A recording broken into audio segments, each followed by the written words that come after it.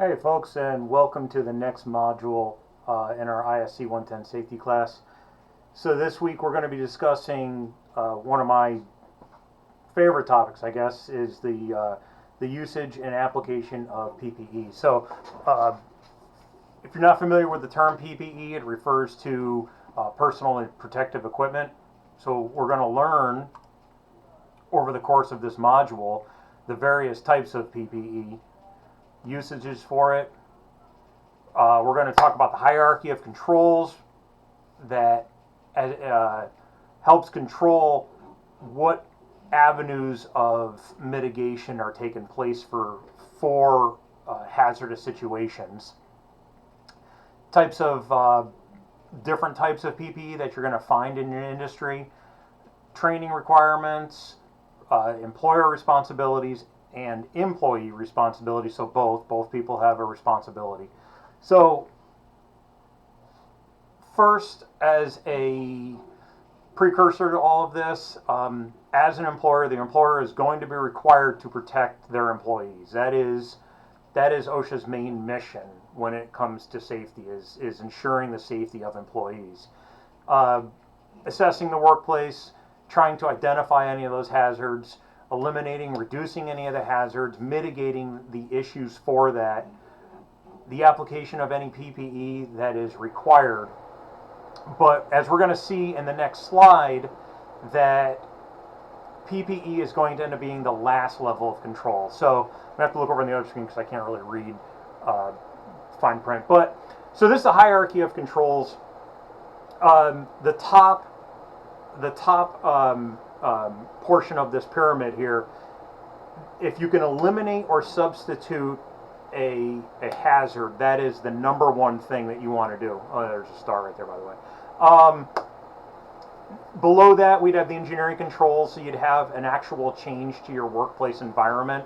We're going to see some examples as we move along through this.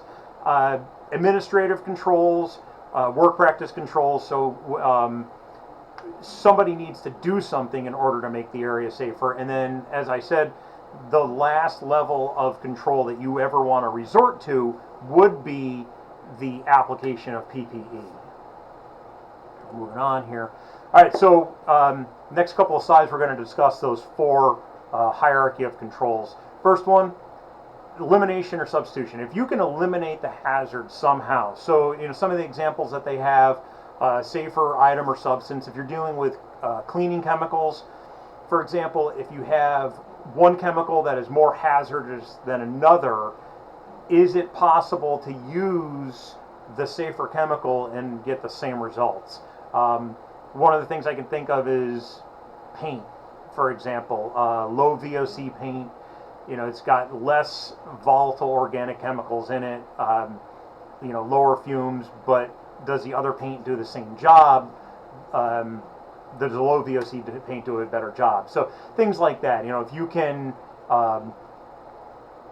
use a different chemical in a different form. So they're talking about, so this is my example with the VOCs. Engineering controls, the next level, physical changes to the workplace. So, if you can install a ventilation system. So a lot of times, for example, welders, if they have a downdraft booth available to them, do they need to wear a respirator? Because respirators, we're going to learn, is a PPE, but if you have some sort of ventilation system and set in place, then you have that engineering control.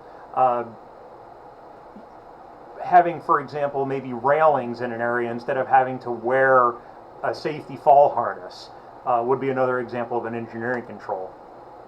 Administrative controls, this is where you set forth some sort of policy, operating procedures on how to do something. Housekeeping is big. If you can just keep the area clean and tidy, do you necessarily need something that is going to keep you safe as far as the PPE end goes of it? Alarms, signs and warnings, so having an alarm go off if a level of a chemical maybe gets above a certain point, so that way they don't have to wear a respirator. They know that they have the alarm that can go off. limiting of exposure. So, you know, if you know that you can be around a certain chemical for a certain period of time, and then you need to move along, if you have to stay there longer, then you need to have the respirator and you have to have the PPE. We're also going to see a little bit later talking about exposure of decibels and eliminating the time limiting the time of sound by decibels and how long you're subject to them. The last level of resort is your PPE. It is the required, anything that you can wear on your body would be considered a form of PPE. So we have several examples: a vest, a respirator, glasses, a mask, helmet, gloves, boots, earplugs, and coveralls. So all of those things are examples of PPE that would be worn in a workplace environment. So next we're going to get into a little bit more some different and various regulations and examples of our PPE. One of the big things is you'll find them on construction sites is the uses of hard hats. Hard hats is a really common source of PPE, preventing you from injuries, from things falling, bumping your heads. One of the things here it talks about contact with electrical hazards. So as we move along, you'll see, for example, this hat, a Class G, protects against impact penetration, but it does have voltage electrical protection for Class G. We see here in this Class E style helmet, it protects against 20,000 volts. So, you know, it's probably more expensive. It might be heavier. You know, why wouldn't you always wear the other one? You know, it's like I said, it may not be as comfortable. So there's different things that have to be taken into consideration on that. But for this particular one, you know, it's rated for up to 20,000 volts. So this is going to give you the most electrical protection as far as hard hat goes. And then you have the Class C, and notice it says conductive. So this is not going to help you against electrical hazards. Basically, you would wear this if you're in an area where it would be possible that you could be bumping your head, but it's not going to also protect you against falling objects. I don't know if, let me bring up this real quick.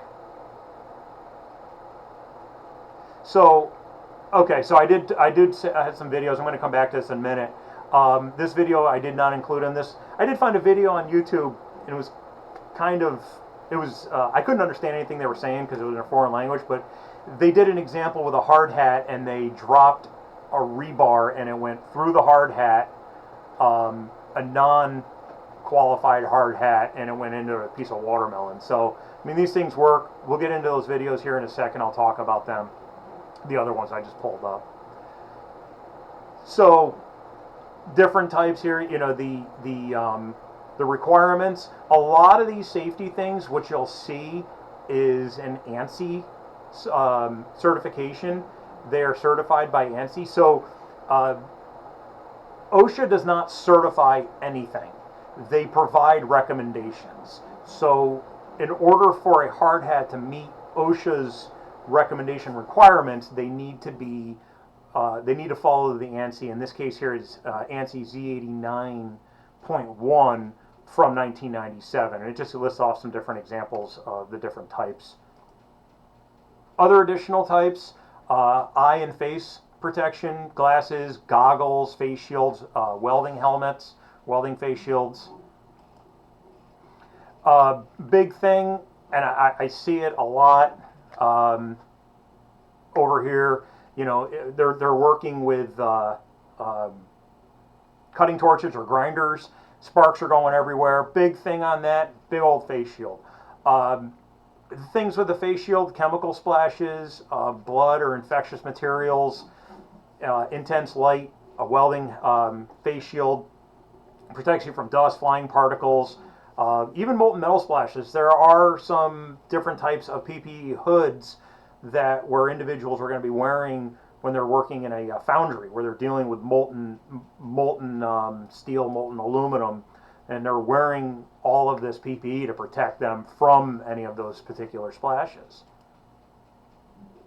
Uh, Big thing, when you're selecting your eye and face protection, it's not just a one size fits all. You have to understand, what is the best methodology for it. So I have, a set of safety glasses here. But, the thing is it have the ability to protect against workplace hazards. So we're going to see in the next slide what that certification is. Fitting properly. Are your safety glasses fitting comfortably on your face? Are they falling off? Are they too big or too small? Unrestricted vision and movement.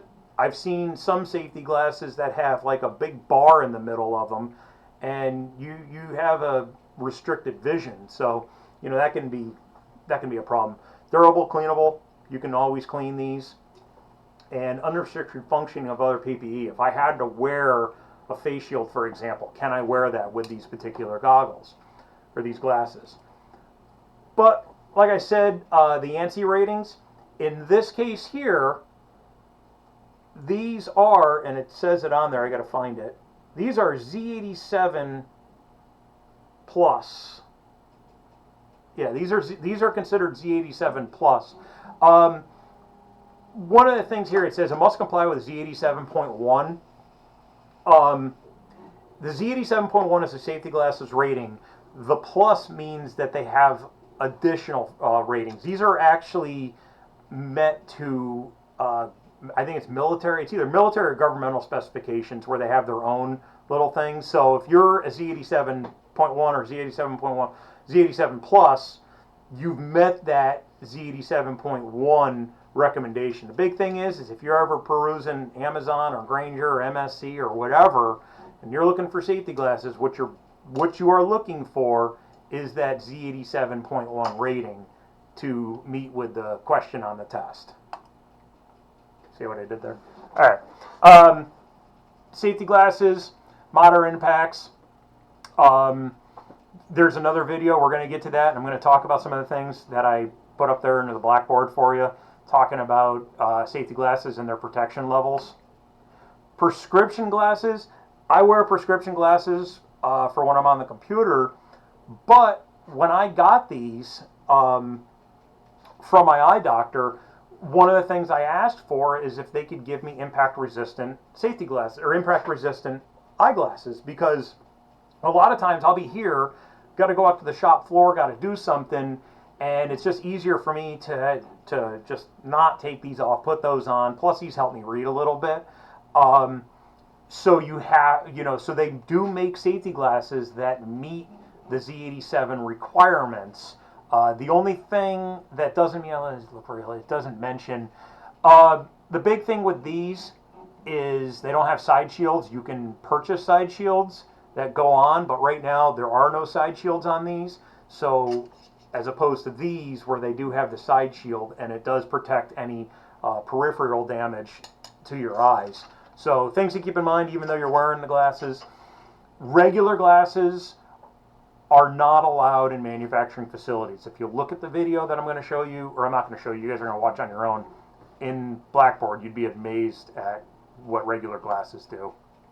Goggles, a lot of times, if you don't have regular glasses, you got to put on the goggles. Goggles are okay. They're kind of uncomfortable to me, but they completely cover your eyeballs all the way around, so they protect from basically any type of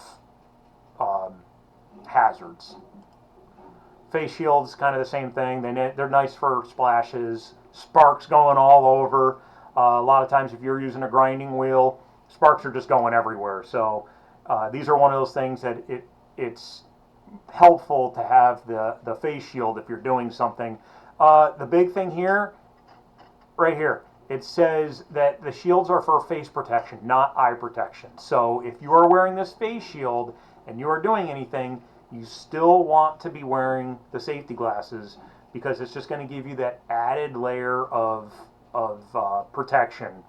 To the last thing you want is to have some of them sparks or flying particulate of metal getting your eyeball.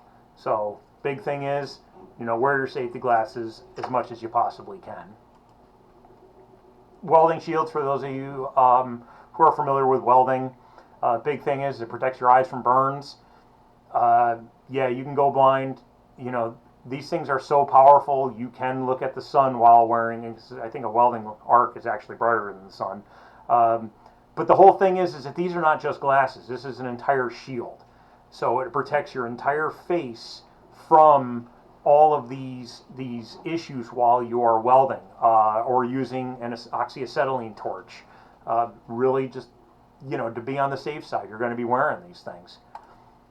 In our shop, here in the machine shop, we have a laser engraver, and with that, if you're running that laser, you want to be wearing these safety glasses. One of the things I read, and it's not in this, but I've read that it's almost painless getting a laser right in the eye, and before you know it, it has burned your retina. So the big thing is wearing glasses that are safe for laser issues. And if you notice, we only had a couple pair of glasses, so I put up a sign that says "Warning: Laser in use." Kind of an administrative hierarchy of commands here. An administrative, I can't even think of the word, but you know what I mean. To protect the people, so they know that there may be a laser in that area. So don't go in there if that laser is running. Respiratory protection. Air filters, scuba tanks. The elimination, it goes back in with the hierarchy of controls. There is a huge thing with respirators. OSHA has a program involved with respirators, so they want to avoid having people wear respirators because the process to qualify for them is so much. The best thing that they think they can do is just the elimination or substitution. Enclosed space, having an exhaust system. Only, it says, when the engineering controls are not feasible, should you use those respirators. Different types of respirators. We just kind of go through these. You can look back at them on your own time. Dust mask, gas masks, things like that. Here's the scuba. Then this thing here is actually, it's a atmosphere supplying, so this is hooked up to some sort of external air supply where you're breathing in an area. So you're not carrying the oxygen tank with you, it's actually pumped to you. And this is where I was saying the big thing with respirators, it's a huge process to do it. So the engineering controls is the best way they can do it. You have to meet with the medical things. They have to determine if you can wear a respirator. Will it fit your face properly? All of those things take into account when respirators are coming into play. Next. The storage of respirators. The big thing is, and I left this slide in here actually to talk to you, because if any of you have these things at home, just kind of a nice thing to keep in mind. Protect your respirators. Keep them in the bag that they came with. Store them in a position to retain natural configuration. Meaning, you throw them in your toolbox. Don't throw out a whole bunch of stuff on top of them. Don't store them out in your shed and things like that. The big thing is that these canisters, change the canisters out frequently. I think there's regulations on when you change them out. But, if you have these things at home, keep this stuff in mind because it's sitting in the bottom of your toolbox. You take it out, it's not going to be as safe as it was when you first opened it if you're not taking care of those things. The next thing we talk about, earplugs. I have earplugs all over my garage at home. I'm constantly doing things that are loud, whether I'm using an impact gun, saws, or any of that stuff. Hearing loss, along with vision loss, really is just no joke. I have seen people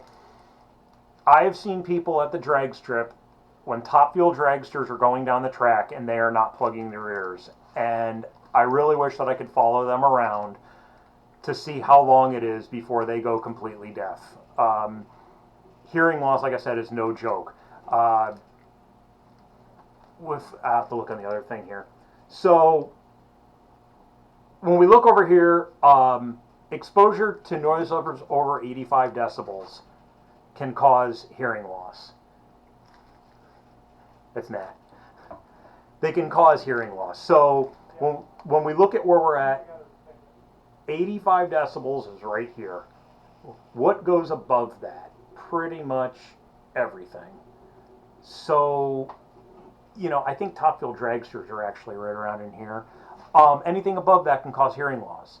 One of the things we see here is that according to OSHA's regulations, anything over 90 decibels requires hearing protection. Hearing conservation program, OSHA requires a hearing conservation program where people have, they get their hearing tests and whatnot. If they determine that that workers can be exposed to excessive noise in their workplace. So, for example, I guess if you worked at an airport or something like that, there may be a hearing conservation program where on an annual basis they check you for hearing loss. Hold on a second. Sorry about that, my phone rang. So we're talking about hearing loss and hearing conservation programs. You're required to do that. But the big thing to take away here, anything over 90 decibels is OSHA's going to require hearing protection. I don't go that high. Like I said, if I'm running the stuff at home, I've got in my hearing protection. One of the things that these have is a 32 decibel noise reduction rating. That's what the NRR is. It'll reduce the noise by 32 decibels. I used to work on a flight line with Harrier aircraft, and Harriers are ridiculously loud. We were actually required to wear earplugs and ear muffs while we were out on the flight line with those Harriers because of the amount of noise reduction rating that both of the hearing protection things did for us. So, things to keep in mind when it comes to hearing protection on that. Where's my button here? So this, when I was talking about limiting the amount of time, as far as the administrative control, so this is an example of that, where the employer must provide hearing protection. If you're exposed to this for the duration of the hours, it's a permissible noise exposure. So, if you are dealing with something that has that many decibels, then you need to have the amount of time that you're allowed to be around that before permanent hearing loss takes place. So OSHA has all of these regulations. If you want to look it up, remember way back when we talked about that 29 CFR book, here is the citation if you wanted to look it up and see what it's all about. Different types of earplugs. These are disposable foams, noise canceling earplugs, earmuffs, molded earplugs, and consider, it says right here, the reduction rating, NRR. Some of these have higher and some of these have less. I've seen these as low as like 25 or something. Some of them are just garbage. I spend the money on the good earplugs, provided that they're comfortable enough for what I'm going to be wearing, what I'm going to be doing. Hand protection. So, big thing is utilizing gloves. They're medical professionals, they'll wear it to prevent the skin absorption of hazardous substances, bodily fluids, blood, things like that. But also, not just that. I mean, chlorine, acetone, gasoline, things like that, it can eventually absorb into your skin. Different types of gloves are going to help prevent laceration, severe cuts, punctures, chemical burns, the list goes on. But it's important for gloves to be utilized for, their general purpose. So, example here, these are some cut resistant leather gloves. Use them for material handling here in the shop. One of the things with gloves, though, and I believe it's in one of the other videos, never, ever, ever, ever, ever wear gloves around rotating machinery. Ever. Okay? Gloves can get pulled in. I know it's in one of the videos that I put up there. Gloves can get pulled in. Wear these for material handling purposes only, rigging, things like that. Another set of gloves that I have here, high visibility. These are actually, I think these have Kevlar on the inside. I'm looking, I'm reading the thing to see if it had Kevlar or not. I don't think these do. I know they're insulated though. But these are, these are good. These are insulated. These are good for cut resistant. 360 degree cut, it says right there. These are mechanics wear gloves. So they serve a purpose. Wear your gloves for what the purpose is. But like I said, you wear them around rotating equipment, glove gets pulled in. I've seen it happen before. It is a very gruesome sight. For protection, steel toe boots, big thing. I've dropped things on my steel toe boots before. I don't have them in here. I actually wear just regular boots. But I've worked in facilities where we had to wear steel toe boots for good reason. I have dropped things on my foot before. I've logged before. Foot and leg protection. I've logged before. I've worn steel toe boots. I've had logs fall on my boots. Now, they call them steel toe. They're not always steel. Sometimes they're composite. Sometimes they're aluminum. Sometimes they're plastic. The problems with steel bends. Composite shatters. Composite will protect your foot a little bit more than the steel, where the steel bends, cuts your toes off. But like I said, I've worn them. I've worn the boots before. I've had logs fall on my feet. I've worn chaps before. I have hit my leg with a chainsaw before. I was wearing Kevlar chaps, saved my leg. So when you talk about leg protection, different thing here. We got a little star here. So I guess what are some of the general causes of foot injuries? You can look through them. All of this stuff plays in a part in your safety. Steel, composite, I just mentioned that. Heat resistant soles. If you're working in an area that the floor is hot, maybe molten steel, definitely need heat resistant. Specialty footwear, liquid, chemical resistant. You want to have the, I can't pronounce that. I never can. Never can pronounce it correctly. Metat Arsol. The big thing with those, I got a little note there to remind me, protects the instep area from impact and compression. They're made of aluminum, steel. These guards may be strapped to the outside of the shoe. So it's basically something that wraps around the shoe. Conductive, non-conductive, or you're working around electrical stuff. There's another ANSI rating for your footwear. Reflective, I showed you my reflective gloves. Reflective vests, aprons, full suits, logger. Let's see, we've got safety glasses, we have a hard hat, we have safety gloves, boots, chaps, vest, muffs, the full thing. Big thing, if you're wearing your different types of vests, what are they going to protect you against? So, obviously there's different levels of protection. You're not going to wear a paper thing if you're working around flames. So you need to wear something that is, leather-based. Training, if you're required to use PPE, you have to be trained on how to use it, how to properly wear the earplugs, how to properly put on and take off gloves. Any limitations of that. All of these things are required in the training that the employer is required to give you. OSHA regulations are required to keep you safe, essentially. Here's another interesting thing. Big star right there. Employer is required to pay for your PPE. If the PPE is required on the job, they have to provide it.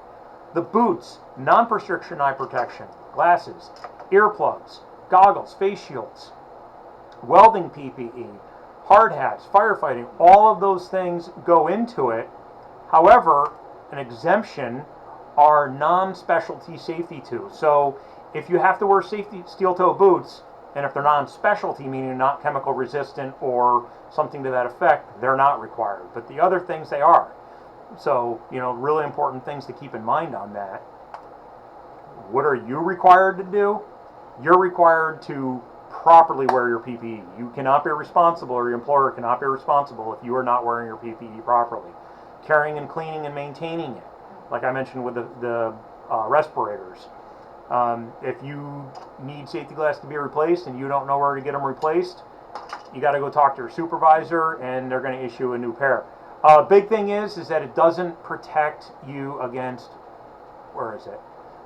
Employee lost or intentionally damaged. Okay, so if you lose your safety glasses, that's not on them. If your safety glasses bust because something hit them or what, yeah, it's time for you to get issued a new pair. So one of the things I want to talk about with that, there's a video up there in Blackboard. You know, I wear PPE all the time at home and in here. Safety glasses, I don't take it for, I've been in manufacturing for 20 years. I don't take it for granted. All right, it is dangerous. I have been hit square right where my eyeball would be on a set of safety glasses while I was machining something one time. Came up, and I watched it come up and hit the glasses and bounced off. Saved my eyeball. I've worked in facilities where, you know, it can be 85 decibels all day long. Not decibels, decibels all day long. I'll wear my earplugs all day long. Just get used to it. As a matter of fact, one of the neat things about earplugs, I don't know, people don't recognize this, is that they drowned out a lot of the background noise, and it helps me hear better. You know, if I'm having a conversation with other employees, I don't have a lot of that background noise going on. So, you know, when I was working in a facility, I would always have my earplugs in. Whenever I was doing any material handling, lifting up sharp pieces of metal, to be wearing my gloves, and then when I'm dropping those sharp pieces of metal on my boots, I got my steel-toe boots on. Like I said, you know, maybe my life has been saved by them, but I can tell you right now, I have definitely been saved by trips to the hospital by wearing PPE. One last example, you know, they're not fail-safe. Nothing really is. But I can give an example of an individual. He was working on a machine, a CNC mill, or CNC lathe, and he was pulling the metal chips out of the chip conveyor there. You know, they come out and they'll dump into a big bin. We had a big hook that we use, we call it a chip hook, so you're not making direct contact with the chips. One of them went awry, hit his glove just right, and it actually sliced through the glove, went down, cut his hand. I don't know if he required stitches or not, but it did, in fact, I know it cut his hand because I had to fill out an accident report. I was supervisor at the time. If he was not wearing a glove, I can almost guarantee it would have been an amputation. So, yeah, I mean, you're still probably going to get hurt with that, but you are risking being hurt a lot worse if you're not properly wearing your PPE. So keep that in mind. I want to pull this up real quick. I know I've talked a lot here. Couple of videos. This one's really interesting. Guy takes a bolt to the safety glasses, a safety glass test. Guy shoots safety glass. It's pretty cool. Protective footwear. They just crush shoes with hot dogs inside. Kind of neat. Hard hat test. Guy drops something onto a hard hat. Pretty cool. And then hand protection safety video where she just discusses some various safety measures when you're picking and choosing gloves. So keep that in mind. Please stay safe. When I was a supervisor in machine shop, I would tell my employees before our shutdown, take this stuff home. We issued everything. Federal government, we issued literally everything. I said, please take this stuff home and have it in your garage at home before shutdown. You're mowing your lawns. You know, you get injured at home, and not only are you going to be out of work, hurting your family, you're not going to help my company at all either, or my division. You know, obviously I don't want to see anybody get hurt, but you know, they knew what I meant. It's really big. Wear your PPE as much as you possibly can. Here in the machine shop, we have safety glasses, we have earplugs, we don't have gloves, but gloves are more than welcome. Never around rotating equipment. I think she talks about that in this video right here. So other than that, we'll see you around next week. Thanks.